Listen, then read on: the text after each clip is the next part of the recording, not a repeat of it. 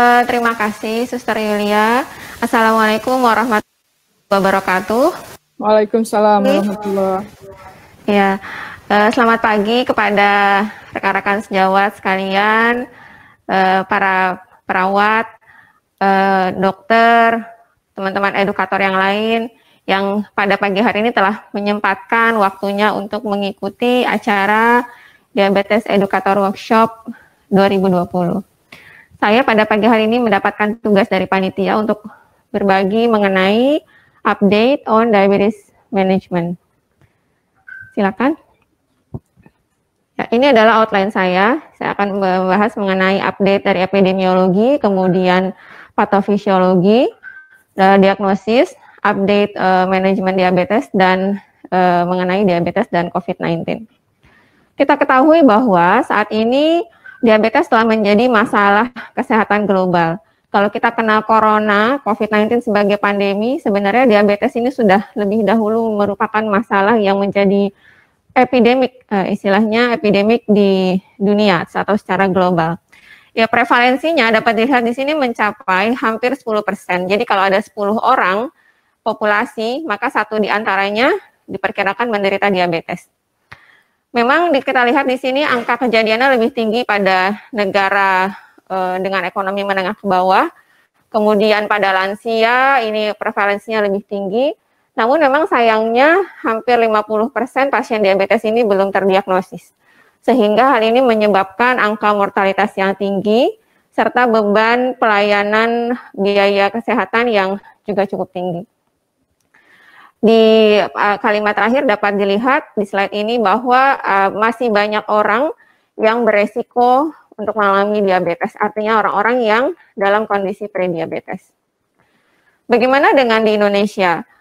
Prevalensi diabetes di Indonesia juga meningkat, baik berdasarkan data dari International Diabetes Federation 2019 maupun data dari Riskesdas 2018.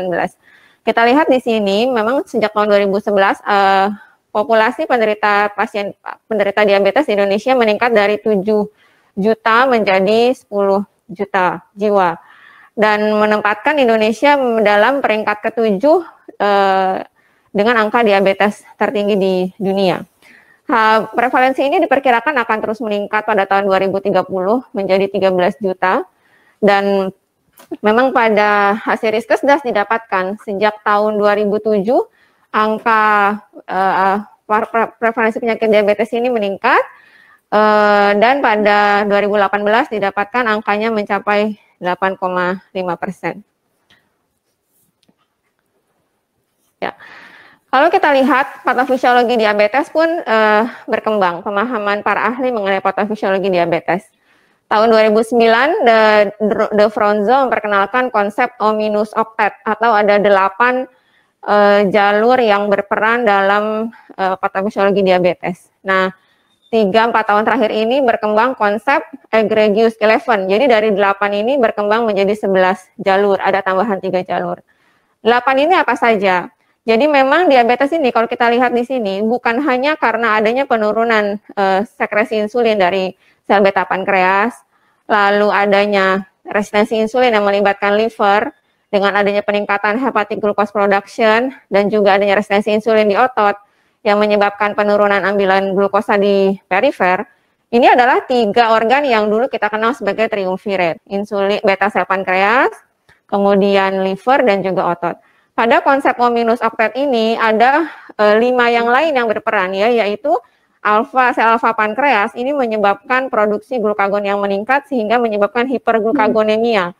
Glukagon sebenarnya berfungsi untuk menjaga supaya sebagai kontraregulator insulin pada kondisi basal di mana tidak ada asupan makanan untuk mencegah tidak adanya hipoglikemia. Namun pada pasien diabetes terjadi inappropriate hiperglukagonemia. Bahkan pada postprandial pasiennya sudah makan pun kadar glukagon meningkat sehingga menyebabkan hiperglikemia. Belum lagi efek dari hormon inkretin, yaitu ada 2 yang utama, glucagon like peptide 1 atau glucose dependent insulinotropic polypeptide. Kalau kita kenal adalah GLP-1 dan GIP. Di mana kedua hormon ini menyebabkan efek inkretin, yaitu memicu sekresi insulin dari sel beta pankreas dan menekan produksi glukagon. Nah, pada pasien diabetes, efek kerja dari hormon inkretin ini berkurang atau menurun. Kemudian juga ada resistensi insulin yang terjadi di sel-sel adiposa yang menyebabkan lipolisis meningkat, dan peningkatan lipolisis ini akan meningkatkan hiperglikemia dan memperberat resistensi insulin. Serta ada faktor ginjal, di mana di ginjal itu di tubulus proksimal terjadi kan jadi glukosa itu difiltrasi di glomerulus, kemudian di tubulus proksimal akan direabsorpsi. Nah, pada pasien diabetes, transporter yang bertugas untuk mereabsorpsi yaitu SGLT2 ini jumlahnya meningkat, sehingga reabsorpsi glukosa pada pasien diabetes meningkat. Dan hal ini memperberat kondisi hiperglikemia. Satu faktor lagi,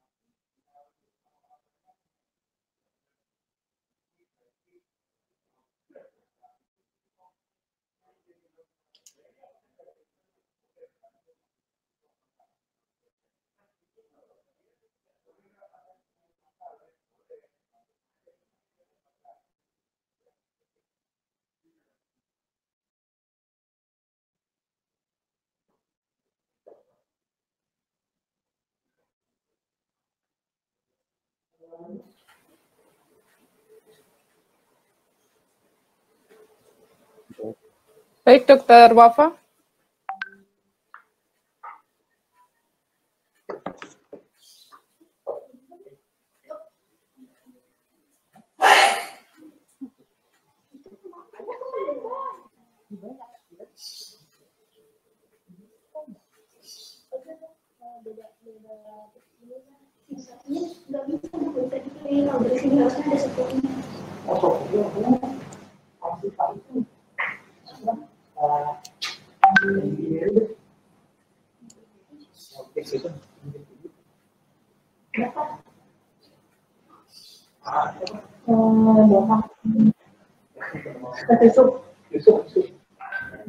ya, saya lanjutkan ya, Bu Yulia. Ya, silakan. Mungkin bisa diulang sedikit, Dok, untuk baik. 2 menit terakhir.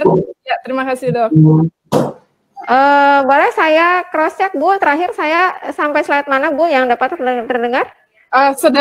Sedang di slide ini, Dok. Baik. Ya, terima kasih, Dokter. Ya, jadi memang ini adalah konsep patofisiologi diabetes yang kita kenal pada dekade terakhir. Diperkenalkan oleh De Fronzo pada tahun 2009, bahwa hiperglikemia pada diabetes tidak hanya disebabkan oleh karenanya ada kerusakan pada sel beta pankreas yang menyebabkan penurunan sekresi insulin, kemudian resistensi insulin yang melibatkan organ liver dan juga otot. Namun hiperglikemia juga disebabkan oleh berbagai organ yang lain. Di antaranya adalah peran dari sel alfa pankreas yang menyebabkan peningkatan sekresi glukagon yang tidak tepat, karena pada kondisi postprandial di mana seharusnya glukagon ini sekresinya rendah, pada pasien diabetes tetap tinggi. Kemudian ada pengaruh dari hormon inkretin yang pada pasien sehat, pada individu sehat ini berfungsi untuk memicu sekresi insulin pada keadaan pada kondisi adanya asupan glukosa per oral. Jadi hormon inkretin ini disekresi oleh sel-sel di saluran cerna, yaitu di usus. Nah, pada pasien diabetes, efek dari hormon inkretin ini menurun.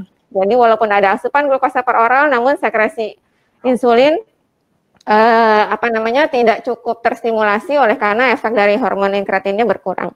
Kemudian juga ada faktor resistensi insulin di jaringan adiposa, kemudian ada faktor di ginjal yang menyebabkan peningkatan reabsorpsi glukosa akibat meningkatnya transporter di tubulus proksimal untuk reabsorpsi glukosa.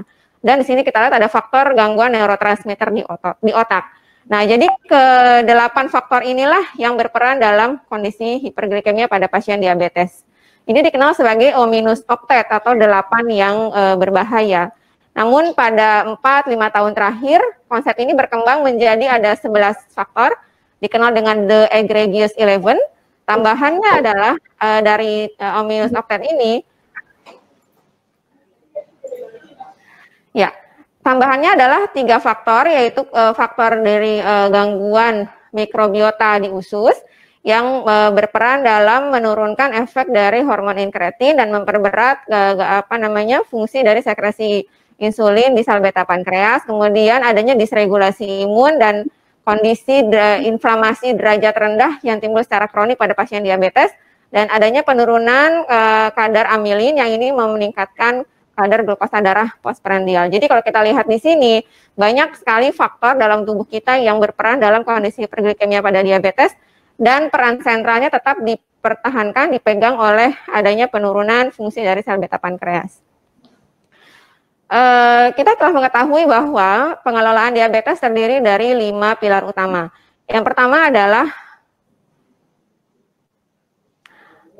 edukasi. Jadi edukasi ini penting sekali dimiliki oleh pasien, baik itu mengenai penyakit diabetes dan juga pengelolaannya, kemudian modifikasi gaya hidup meliputi diet dan aktivitas fisik, kemudian terapi farmakologis dan monitoring glukosa darah mandiri atau self monitoring blood glucose.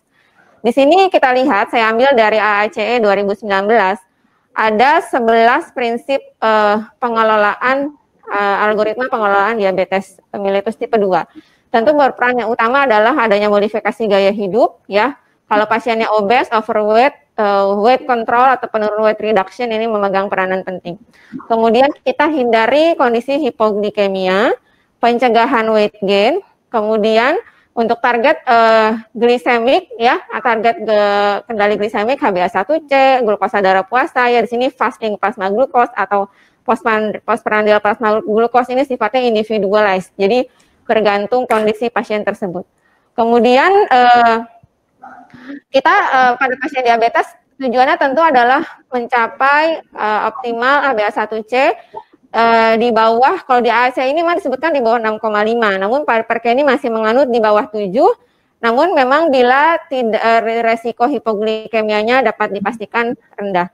Kemudian pilihan terapi memang dipengaruhi oleh kadar A1C awal, kemudian durasi diabetes, semakin lama pasien diabetes, tentu pilihan terapinya beda dengan pasien-pasien yang baru menderita diabetes, serta adanya kondisi obesitas. Nanti kita bahas lebih lanjut.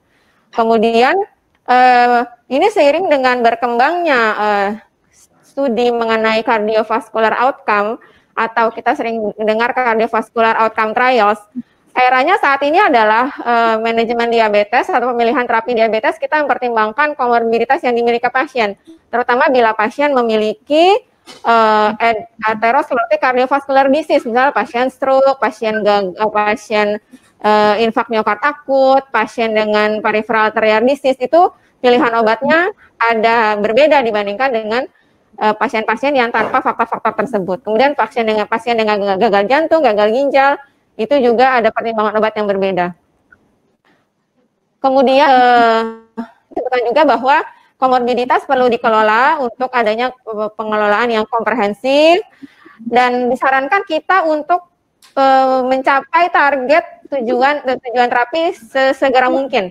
Jadi kita menghindari clinical inertia, artinya membiarkan pasien dalam kondisi stagnan dalam jangka lama, karena memang kita berkejaran dengan fungsi sel beta yang semakin lama semakin berkurang.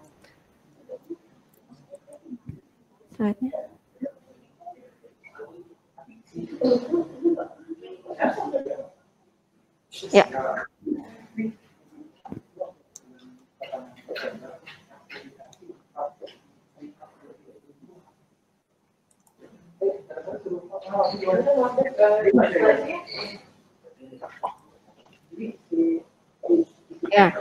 lihat di sini memang untuk faktor modifikasi gaya hidup ada banyak faktor yang berperan ya. Yang pertama adalah nutrisi.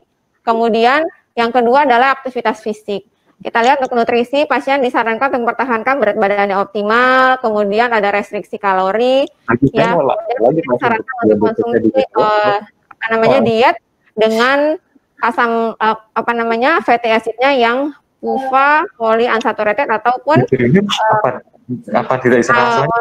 jadi lemak yang tak jenuh. Jadi frekuensi aktivitas fisik adalah 150 menit per minggu. Mulai ke lantai 1 aja, Dok. Kemudian pasien juga disarankan untuk mengatur pola tidurnya minimal 7 jam per malam. Nah, jadi ini memang penemuannya terakhir adalah pola tidur yang kurang ya, kecukupan tidur yang kurang ini akan memperberat resistensi insulin. Jadi pasien-pasien yang suka bergadang, nah ini perlu kita edukasi lebih lanjut supaya memang mengurangi kebiasaan tersebut. Kemudian tentu adalah faktor dari berhenti merokok. Kita langsung masuk ke terapi farmakologis. Secara umum terapi farmakologis ada dua, yaitu terapi oral dan terapi injectable. Terapi baik itu oral ataupun injectable berfungsi untuk mengadres atau menyasar patofisiologi yang tadi sudah kita bahas. Jadi memang kalau di sini yang dibahas adalah yang patofisiologi yang ominous octet ya. Untuk perkembangan yang terbaru ya Aggregius 11 memang sudah ada obat-obatan yang baru namun belum semuanya masuk ke Indonesia. Jadi saya bahas di sini obat-obat yang memang secara umum menargetkan terapinya untuk patofisiologi yang dalam ominous octet tadi. Di sini ada insulin, kemudian sulfonylurea yang tentu menyasarnya atau mengadresnya adalah ke sel beta pankreas, kemudian ada penghambat enzim alfa glukosidase, biguanid ya, ini memperbaiki resistensi insulin dengan pengaruhi liver, kemudian penghambat SGLT2, dia menghambat transport SGLT2 yang ada di ginjal, kemudian glitazon memperbaiki resistensi insulin di sel adiposa. Kemudian ini adalah prinsip terapi. Jadi memang pendekatannya saat ini adalah pendekatan patient centered ya. Jadi individualized baik itu targetnya, pilihan terapinya, karena memang kita perlu memilih terapi farmakologis yang tepat yang sesuai dengan kondisi pasien. Apa saja yang perlu kita pertimbangkan? Yang pertama adalah komorbiditas yang penting. Yang tadi sudah saya sampaikan, apakah pasien memiliki kondisi atherosclerotic cardiovascular disease? Ada 3 dari atherosclerotic cardiovascular disease ini, yaitu stroke, infark miokard akut, dan peripheral arterial disease. Kemudian yang kedua adalah heart failure atau gagal jantung, dan chronic kidney disease atau gagal ginjal. Kemudian faktor yang kedua setelah komorbiditas adalah resiko hipoglikemia. Kemudian resiko atau pilihan obat tersebut apakah meningkatkan berat badan pasien. Karena bila pasien berat badannya meningkat, maka tentu resistensi insulinnya juga akan akan memburuk atau diperberat. Kemudian efek-efek samping dari obat-obatan, faktor biaya tentu, dan pilihan pasien. Nah, di sini ada profil dari obat-obatan anti diabetes. Ini ada metformin, kemudian GLP-1 reseptor agonis, ini injectable atau disuntik obatnya, metformin tentu oral. Kemudian SGLT2 inhibitor yang tadi berperannya di ginjal, ini oral. Kemudian di DPP-4 inhibitor, ini oral. DPP-4 inhibitor ada yang sudah masuk BPJS, yaitu vildagliptin. Kemudian ini alpha glucosidase inhibitor, kita kenal dengan acarbose. Ini adalah thiazolidinedion ya, atau kita kenal dengan thiazolidinedion itu sendiri, pioglitazone. Kemudian di sini ada SU, sulfonylurea. GLN-nya ada glinit saat ini sudah tidak ada di Indonesia. Dan yang lainnya, yang di kolom kanannya yang ada adalah insulin. Jadi memang kita perhatikan dari obat-obat ini adalah faktor hiponya. Ya, yang faktor resiko hiponya rendah tentu adalah sulfonylurea dan insulin. Kemudian weight gain, resiko peningkatan berat badan.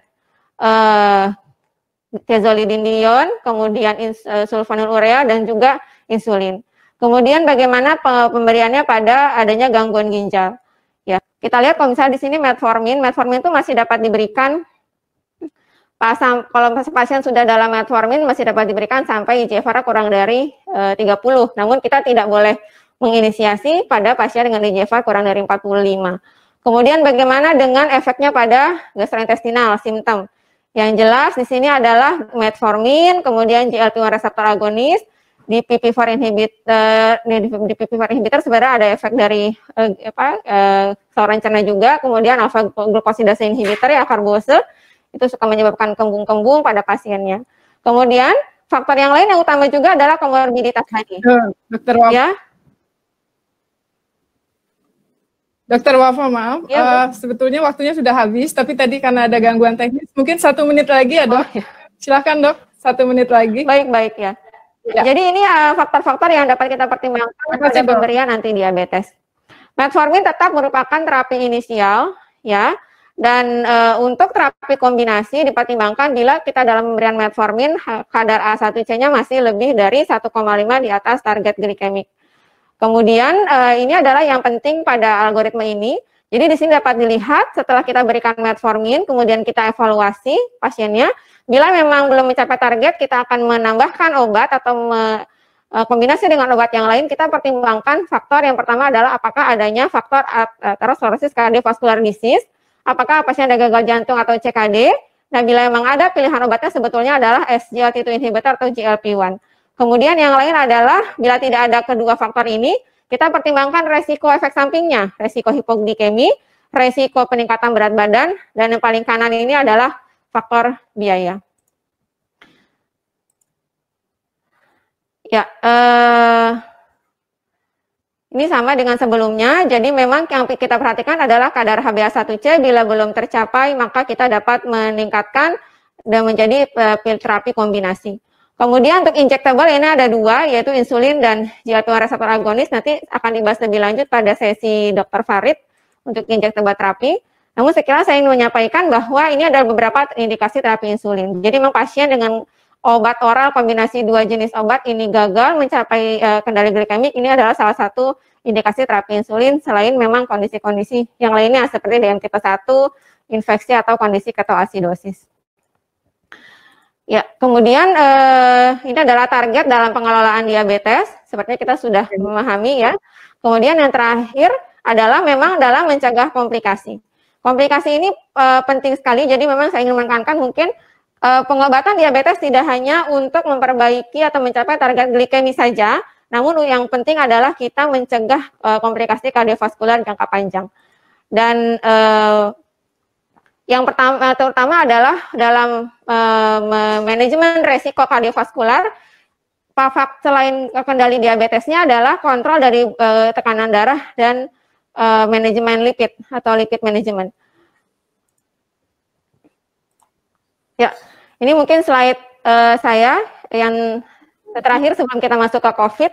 Jadi memang untuk faktor dislipidemia dan hipertensi ini ada untuk manajemennya adalah yang pertama tentu lifestyle terapi ya dengan diet rendah garam, kemudian tadi memodifikasi asupan dari lemaknya. Kemudian kita harus menilai, ini di kolom yang ketiga ini, barisan ketiga adalah kita menilai resiko kardiovaskular jangka panjang untuk kita berikan statin.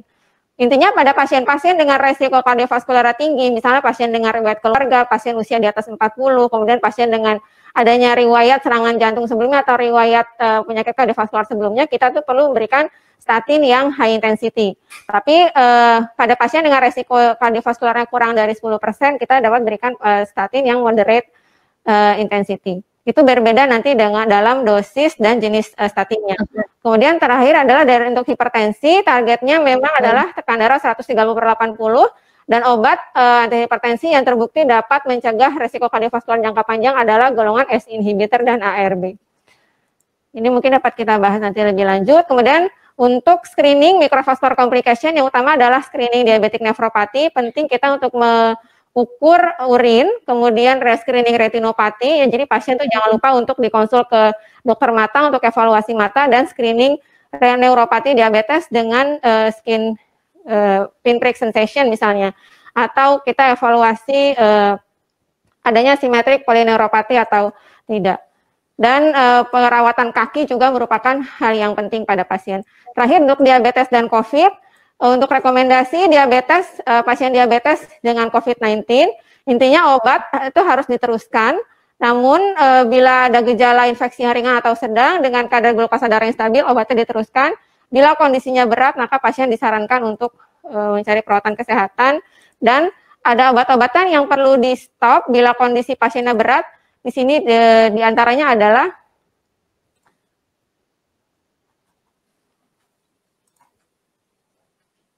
ya, ini dapat dilihat bahwa misalnya metformin bila kondisinya ringan itu pasien dapat diteruskan, namun bila kondisi pasiennya berat dirawat maka perlu di stop. Sulfonylurea juga seperti itu, bila kondisi pasiennya berat dapat stop untuk mencegah risiko hipoglikemia di antaranya.